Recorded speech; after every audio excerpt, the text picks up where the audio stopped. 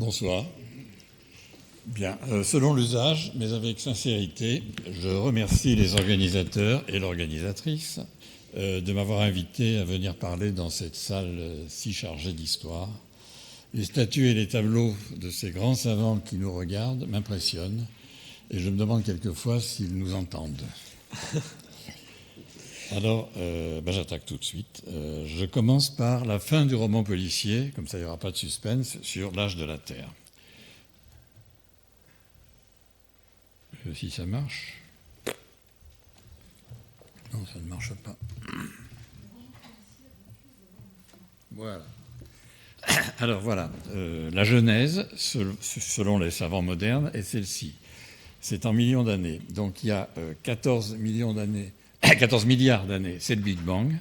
Ensuite, il y a 4,65 milliards d'années, c'est la naissance simultanée du Soleil et de la Terre et des planètes.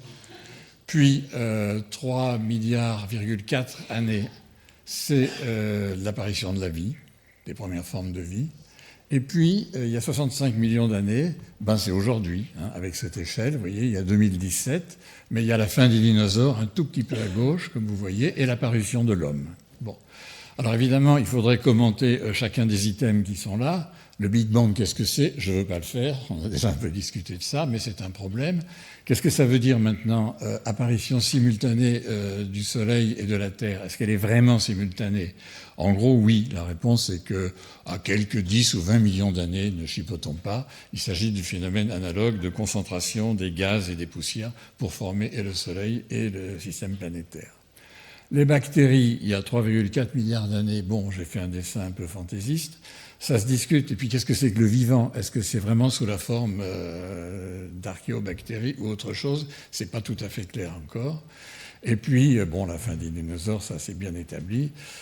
Et maintenant, les dessins valent ce qu'ils valent. Il n'y a pas de photo du Big Bang, bien entendu. Il n'y a pas non plus de photo des archéobactéries. On ne sait pas très bien comment c'était. Et évidemment, il n'est pas évident que l'homme de Cro-Magnon ou de Néandertal avait la tête qui est indiquée ici sur la figure. Bon, donc tout ça est grosso modo. Alors, la question, si ça veut bien marcher, voilà. Alors, le résumé, si je veux faire un résumé très, très lapidaire de mon exposé, c'est ça.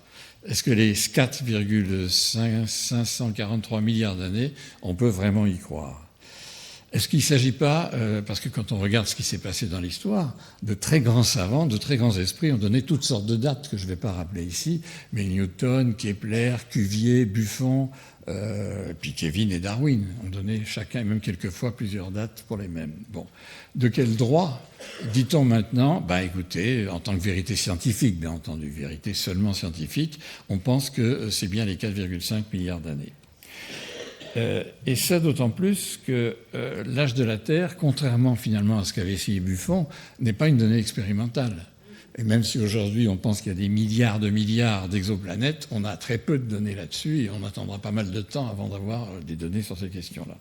Donc ce n'est pas une donnée expérimentale directe, mais comme souvent en physique, c'est une donnée qui repose sur une masse d'expériences, d'observations et de théories dans toutes sortes de champs de la connaissance. Alors je vais développer un petit peu ça. D'abord, Darwin contre Kelvin. Alors, l'argumentation de Kelvin, on la connaît, c'est comme ceci. C'est l'équation de la chaleur de Fourier. C'est une belle équation que vous voyez. Elle n'est pas très compliquée à comprendre. Ça dit simplement que la façon dont la température grand T évolue en fonction du temps est liée à la façon dont la température varie suivant les x, y, z du point où on la considère.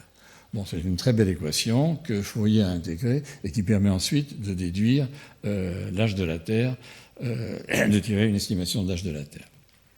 Alors, cette équation de la chaleur, elle est incontestable, si on peut dire qu'en science, les choses sont incontestables. C'est-à-dire, elle est aussi forte que x égale 1,5 de GT2. Personne de sensé ne pourrait la mettre en cause. Et pourtant, Darwin, qui croyait à la physique, n'était pas d'accord. Alors, quel est l'argument de Darwin? Je vous lis très rapidement ce que j'ai tiré de l'origine des espèces. Comment il se fait que chacune d'elles, elles, c'est les couches, comment il se fait que chacune d'elles ne présente pas ordinairement une série graduée de chaînons reliant les espèces qui ont vécu au commencement et à la fin? Toute formation géologique implique certainement un nombre considérable d'années. Il est cependant probable que chacune de ces périodes est courte si on la compare à la période nécessaire pour transformer une espèce en une autre. Donc, si vous voulez, dit de façon plus brutale que ce que dit Darwin, l'idée est la suivante. Si vous considérez une couche géologique, dont on ne connaît pas bien le temps de formation, mais pour tout le monde, il est clair qu'il a fallu 1 million, 2 millions, peut-être 10 millions d'années pour la fabriquer. Et si vous regardez les petites bêtes, les petits fossiles qui sont inclus dedans, vous constaterez très peu de variations. Or, pour Darwin, à l'époque de Darwin, manifestement, on est passé continuellement, disons, de protozoaire initial, de petites bêtes absolument unicellulaires, jusqu'à des êtres vivants aussi sophistiqués que les gens qui comportent cette honorable assemblée. Bon, ce passage continue, on ne le voit pas. Si vous voulez, sur quelque chose qui prend 10 millions d'années, le passage est à peu près invisible. Donc, la progression est à peu près invisible. Donc, la seule conclusion rationnelle, si on ne veut pas introduire du divin là-dedans, c'est de dire que quelques millions d'années, c'est dérisoire par rapport au temps nécessaire à l'évolution de la faune et de la flore. Évolution qui a bien eu lieu, puisque nous sommes ici. Donc, c'est un argument en un certain sens très très fort, si on est convaincu évidemment de la théorie darwinienne du développement des espèces, et Darwin en était très convaincu parce que ça reposait sur une masse d'études et de travaux qu'il a fait, qui sont impressionnants, pas lui seulement d'ailleurs. Donc sa conviction était chevillée. Ceci dit, c'est une théorie, celle de Darwin, cette remise en cause de l'âge de Kelvin, qui est à la fois forte, je vous ai dit pourquoi, parce que ça repose sur un travail colossal et incontestable, mais en même temps faible. Faible parce que ça ne donne pas de chiffres. Et en plus, ce que Richer appelle le garrot de Kelvin est terrible. Qui peut nier une équation aussi jolie que ça? Ah oui, bon, donc il y avait un vrai problème. Et la polémique aurait pu se poursuivre longtemps. Vous voyez, ça c'est bien connu, c'est Darwin qui prétendait que l'homme descend du singe, ce qu'il n'a jamais dit d'ailleurs, mais enfin, bon, ça traîne un peu partout. Alors, la polémique aurait pu continuer assez longtemps, un peu comme la polémique sur l'atomisme, s'il n'y avait pas eu un événement tout à fait extérieur qui va trancher le problème, c'est la découverte de la radioactivité par Becquerel en 1896. Bon, tout le monde connaît l'histoire. Becquerel étudiait la façon dont des sels d'uranium préalablement irradiées par le soleil noircissaient ensuite une plaque photosensible. Puis à un moment, il s'est rendu compte que même non irradiée par le soleil, elle noircissait tout aussi bien la plaque. C'est ce qu'on appelle la sérendipité. Bon, admettons. Et donc c'est quelque chose d'inouï, d'incompréhensible à l'époque. Ça viole même les lois de conservation de l'énergie. Enfin, c'était un mystère absolu. On a fantasmé beaucoup là-dessus. Je vous donne un exemple. D'ailleurs, sur ce qu'on a appelé la radioactivité. Enfin, pas la radioactivité, on a appelé ça les rayons uraniques. Bon, on appelle ça maintenant la radioactivité. Voilà un exemple de publicité pour une crème radioactive de beauté. Je pense qu'aujourd'hui, aucune maison sérieuse ne ferait ce genre de publicité. Mais c'est pour vous dire la confusion qu'il y avait derrière tout ça à l'époque. Alors, cette découverte de la radioactivité aura deux conséquences. D'une part, elle va invalider les hypothèses de Kelvin, et d'autre part, fournir une horloge absolue. Alors, invalider les hypothèses de Kelvin, alors historiquement, on va tout de suite voir que cette radioactivité chauffe. Et si elle chauffe, ça veut dire que contrairement à ce que pensait Kelvin, qui imaginait que la Terre était une grosse boule homogène passant son temps à se refroidir, il y avait une source de chaleur, et donc il faut refaire les calculs. Comme l'a signalé mon collègue précédent, maintenant, on sait que si on refait les calculs à la Kelvin en ajoutant la source radioactive, ça ne changerait pas grand-chose. Ceci dit, une cause quand même, enfin, si vous voulez, l'erreur essentielle de Kelvin donc n'est pas là, elle est essentiellement par le fait qu'il a cru que le refroidissement se faisait par conduction, or il se fait par convection, c'est-à-dire par transport de matériel à l'intérieur de la Terre. La Terre n'est donc pas, contrairement à ce qu'on pense, en tout cas sur des temps géologiques, elle n'est pas solide. Ceci dit, la radioactivité joue un rôle quand même par le fait même qu'il y a de la convection à l'intérieur de la Terre. Et surtout, il y a 3 milliards d'années, la radioactivité était beaucoup plus importante. Entre parenthèses, ça n'a pas été dit, mais il faut le savoir, Kelvin donnait comme argument pour l'âge de la Terre une estimation qu'il avait faite de l'âge du Soleil. Comme il ne comprenait pas pourquoi le Soleil chauffait, la seule explication valable à l'époque, c'est que le Soleil chauffait par effondrement gravitationnel. On savait bien que ça ne pouvait pas être de l'énergie chimique, ça aurait été beaucoup trop bref, et donc ça donnait une marge supérieure de 20 milliards d'années, de 20 millions d'années, pour l'âge du Soleil. Comme en principe la Terre doit être plus jeune, le garrot de Kelvin s'est encore rétréci pour faire... Alors maintenant, on sait, enfin on n'a pas su ça au début du XXe siècle, mais on a compris assez vite que si le Soleil chauffait, c'est encore pour des questions radioactives. C'est-à-dire le Soleil, c'est une espèce d'énorme bombe à hydrogène qui chauffe à cause de ça, et ça lui donne plusieurs milliards d'années de possibilités.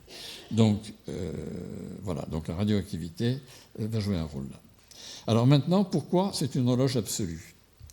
Alors, la radioactivité, c'est le fait qu'un élément radioactif se transforme en un autre élément un peu plus léger. Et par la fameuse relation E égale MC2 que tout le monde connaît, il y a dégagement d'énergie correspondant à ça. Donc ça chauffe, la radioactivité, ça chauffe. Et on va très vite s'apercevoir que, vu les quantités... ça chauffe. Mais le point important, ici, c'est pas tellement le fait que ça chauffe, parce qu'on a vu que c'était relativement marginal, mais le fait que ça nous donne un chronomètre. Alors, je ne peux pas rentrer dans le détail de ça. Je dirais simplement qu'un élément radio... Je donne un exemple extrêmement stylisé. Vous prenez de l'uranium-238. Si vous attendez un petit peu, il va se transformer en plomb-208, avec une période de 4,5 milliards d'années. Qu'est-ce que ça veut dire une période de 4,5 milliards d'années ? Ce n'est pas la période d'un pendule. Hein. Ça veut simplement dire qu'au bout de 4,5 milliards d'années, la moitié de l'uranium se sera transformée en plomb. Donc il faut attendre un peu pour voir ça, mais c'est comme ça. Donc on voit bien comment on a un chronomètre avec ça. Si vous considérez un échantillon avec du plomb 208 de l'uranium 238 et du plomb 206, et si vous constatez qu'il y a autant d'atomes d'uranium que d'atomes de plomb, c'est que l'échantillon est daté de 4,5 milliards d'années. Oui, attention, sous réserve qu'il n'y avait pas au départ déjà du plomb 206. Donc ça, c'est un petit peu plus compliqué quand même, mais en gros, l'idée est là. Alors, je dis que c'est plus compliqué. Je vais vous donner 3 raisons qui font que c'est un petit peu plus compliqué, mais le résultat reste extrêmement stable. Premièrement, les chemins de désintégration sont relativement plus compliqués que ça, plus ramifiés. Mais ce n'est pas le plus important, parce qu'en général, les produits intermédiaires ont des durées de vie très brèves, et donc on peut les négliger. Deuxièmement, ça c'est la question beaucoup plus importante, on ne connaît pas en général les quantités initiales des différents isotopes d'uranium et de plomb. Vous comprenez bien que, je peux vous donner très vite, n'ayez pas peur, je ne vais pas faire beaucoup de mathématiques. Vous voyez, vous avez une loi de décroissance n égale n0 et puissance moins lambda t.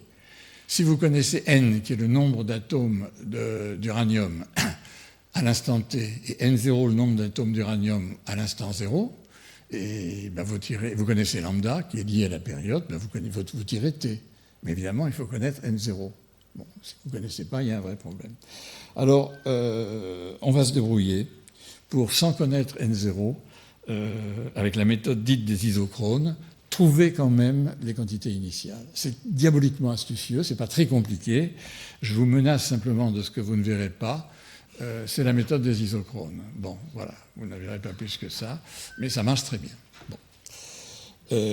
L'autre considération qu'il faut faire, c'est la fermeture, c'est-à-dire ce que vous datez, ce n'est pas la Terre, évidemment. Vous datez un échantillon déterminé. Et cet échantillon, il faut qu'à un moment donné, il soit fermé, c'est-à-dire qu'il ne communique plus avec l'extérieur. Et c'est ça que vous allez dater.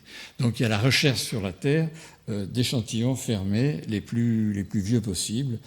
Il y a eu une espèce de chasse à ça, et on est arrivé à des échantillons de l'ordre de 4,4 milliards d'années.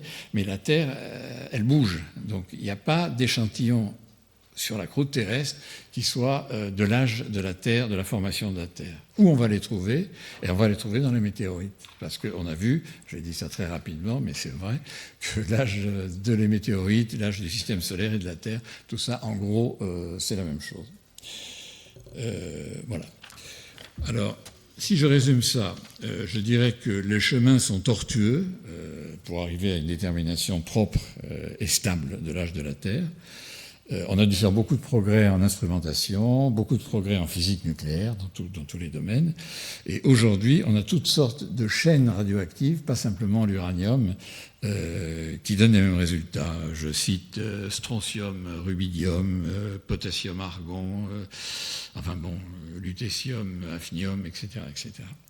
Donc, si vous voulez, un petit peu comme pour la dendrochronologie, vous savez, c'est la façon de dater l'âge d'un arbre en comptant les cernes. Dans la dendrochronologie, vous avez une théorie, chaque année apporte un cerne, une expérience, vous comptez le nombre de cernes, et une conclusion, là, le chêne vaut à 400 ans. Je crois que pour l'âge de la Terre, maintenant, on en est arrivé là. Vous avez une théorie, la radioactivité, et la pérennité des taux de décroissance radioactive, ça c'est très important. Si ce n'étaient pas les mêmes, alors évidemment l'édifice s'écroule, mais on n'a aucune raison ni théorique ni empirique de penser que les périodes radioactives aient changé dans le temps. Et puis, il y a un deuxième point, si on prend l'âge des corps célestes, c'est le petit temps d'accrétion nécessaire. Ça reste une chose pas très bien connue. Il y a beaucoup de théories là-dessus, mais à coup sûr, c'est de l'ordre de quelques millions d'années, certainement inférieur à 40 millions d'années. Mais il y a beaucoup de simulations, beaucoup de choses qui sont faites là-dessus. Ça veut dire que l'âge de la Terre aura toujours une petite erreur, probablement, qui durera un certain temps. Alors, je voudrais terminer par 3 remarques finales. Premièrement, c'est la puissance de l'imbrication des connaissances pour arriver à ce qui est convenu d'appeler une vérité scientifique, ou pour être plus prudent, une vérité seulement scientifique, à la différence des vérités éternelles qui ne peuvent pas bouger. Je vais vous citer un très joli passage de Wegener, l'homme de la dérive des continents, comme on disait jadis. Ce n'est qu'en réunissant les données de toutes les sciences qui se rapportent à l'étude du globe que nous pourrons espérer obtenir la vérité, c'est-à-dire l'image qui systématise de la meilleure façon la totalité des faits connus et qui peut par conséquent prétendre être la plus probable. C'est un très joli texte, et c'est exactement, si vous voulez, on pourrait paraphraser Galilée qui disait qu'il y avait un livre de la nature écrit en langage mathématique. Si on prend ce livre de la nature, il y a un tout petit chapitre qui est celui de l'âge de la Terre, mais on ne peut comprendre ce petit chapitre que si on l'englobe dans le livre plus général de la nature. Ici, on a dû faire appel à des considérations de géochimie, de paléontologie, d'astronomie, de mathématiques, de thermodynamique, de physique nucléaire, et toute la physique nucléaire, et évidemment la théorie de l'évolution. Ça fait beaucoup de choses. Mais si vous voulez, comme souvent, le poids d'une théorie s'alourdit du poids de toutes les autres par lesquelles elle est imbriquée.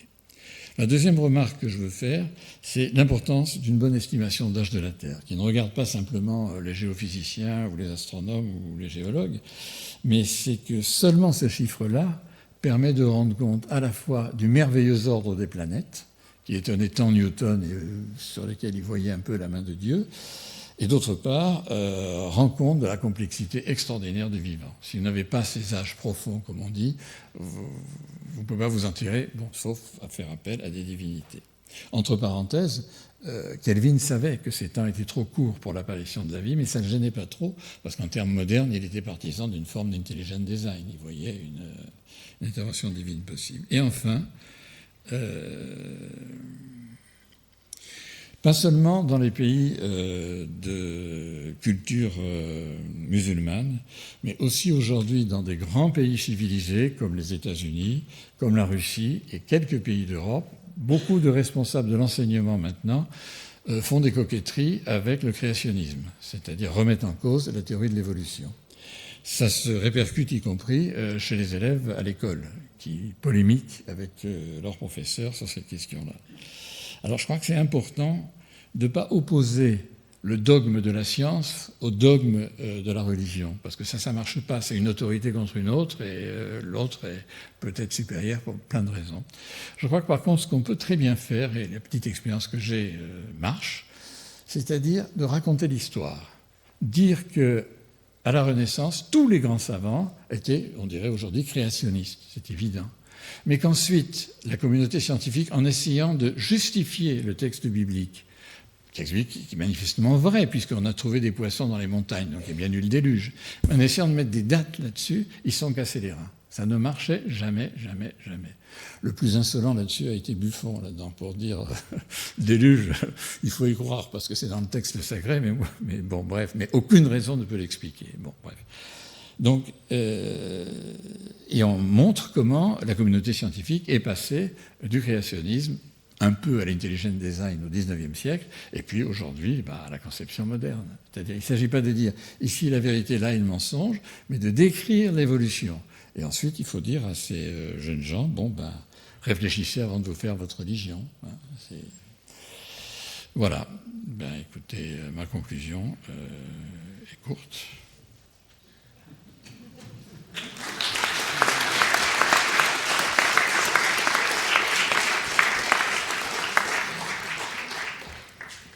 On va passer aux questions.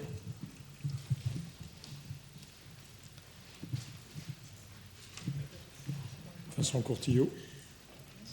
Oui, si je peux me permettre quelques brefs compléments historiques, comme vous l'avez dit, 1896, découverte de la radioactivité. Il a fallu étonnamment peu de temps pour qu'on pense à appliquer la radioactivité à la mesure de l'âge de la Terre. Ça apparaît moins de 10 ans après la découverte. Et dès 1904, les premières mesures apparaissent. Et dans cette première décennie, je crois qu'on trouve des chiffres incertains, mais qui franchissent le cap du milliard d'années, de l'ordre de 1 à 2 milliards d'années. Pour arriver à des valeurs qui ressemblent vraiment aux valeurs actuelles, il faut atteindre le milieu du XXe siècle. Et je voudrais citer le nom de Claire Patterson, géochimiste du Caltech, qui est responsable qui a donné avec les isotopes de l'uranium et du plomb les premières mesures où il y avait 2 des chiffres significatifs que vous avez donnés, 4,5 milliards d'années. Et donc le chemin de 1910 à 1957 nous fait passer de 1 milliard d'années à 4,5. Notre confrère Claude Allègre et beaucoup d'autres géochimistes se sont attaqués et ont fait leurs propres mesures de l'âge de la Terre. Moi, celle que j'avais apprise comme étant vraiment la bonne et qui était étonnamment facile à retenir, c'était 4,567. Donc il y a quelque chose qui a été daté à 4,567 millions d'années. Alors ça nécessite de discuter l'incertitude.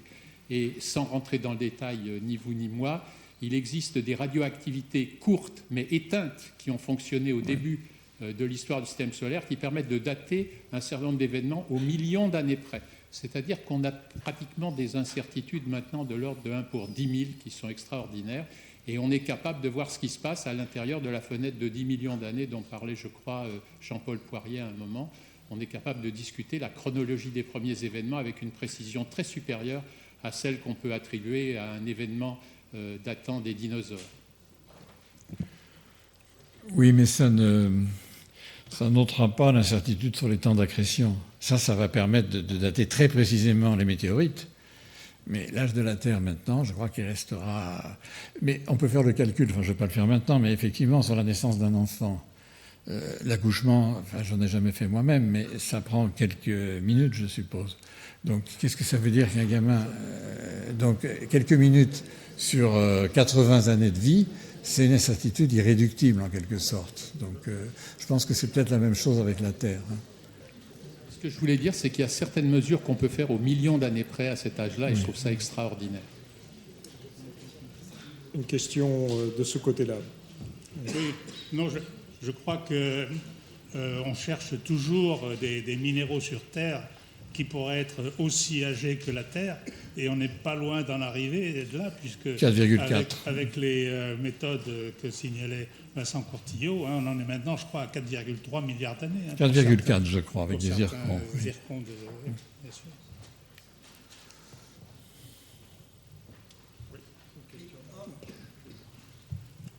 Je vous prie de m'excuser de reprendre la parole, mais vous faites la part belle à Darwin parce que vous oubliez Lyell et vous en oubliez beaucoup avant, qui ont dit des choses beaucoup plus précises que Darwin, qui n'était pas géologue. Qui n'était pas géologue. Ah, bien sûr. Il a vraiment tout pris à Lyell et tous les prédécesseurs, et l'école française aussi existe. Donc vous savez, Darwin en géologie, excusez-moi de vous contredire, mais ça ne va pas très loin par rapport à Lyell. Alors je veux quand même rectifier en tant que géologue. S'il y a d'autres géologues qui sont là, je vois monsieur qui doit être géologue, je pense que Ne faites pas trop la part belle à Darwin, excusez-moi. Je peux répondre. Mais je ne fais pas la part belle à Darwin comme géologue. Et comme géologue, Darwin s'est absolument planté avec son estimation, si je me souviens bien, de 300 millions l'âge de la Terre, en examinant l'érosion de collines, etc. en Angleterre. Je fais la part belle à Darwin comme scientifique, c'est-à-dire la force de Darwin, c'est pas la géologie évidemment, mais c'est d'introduire dans des considérations géologiques quelque chose d'extérieur. Et c'est là qu'il avait raison. C'est pas. Non, enfin bon. Philippe Taquet. Oui, pour donner aussi des détails sur l'histoire de la géologie que je connais un peu, c'est de rendre hommage à l'homme anglais, à l'anglais qui a, après Kelvin, fait les travaux de radioactivité, c'est Arthur Holmes. C'est lui qui a fait les mesures et le premier à travailler sur cette question. Et donc il faut rendre hommage à cet anglais qui a su aller contre Kelvin, parce que Kelvin était un grand pape de la physique à l'époque. Et le deuxième point, c'est aussi pour m'inscrire en contre, Darwin a été un très très bon géologue. Il y a un ouvrage qui s'appelle Darwin as Geologist, que je vous recommande, à la fois dans le pays de Galles, dans la région des lacs, sur les coraux, sur l'étude des atolls coralliens. Il a apporté énormément sur l'évolution de la Terre dans le temps. Donc les Anglais eux-mêmes viennent de réhabiliter Darwin comme géologue. Voilà, c'est juste quelques détails.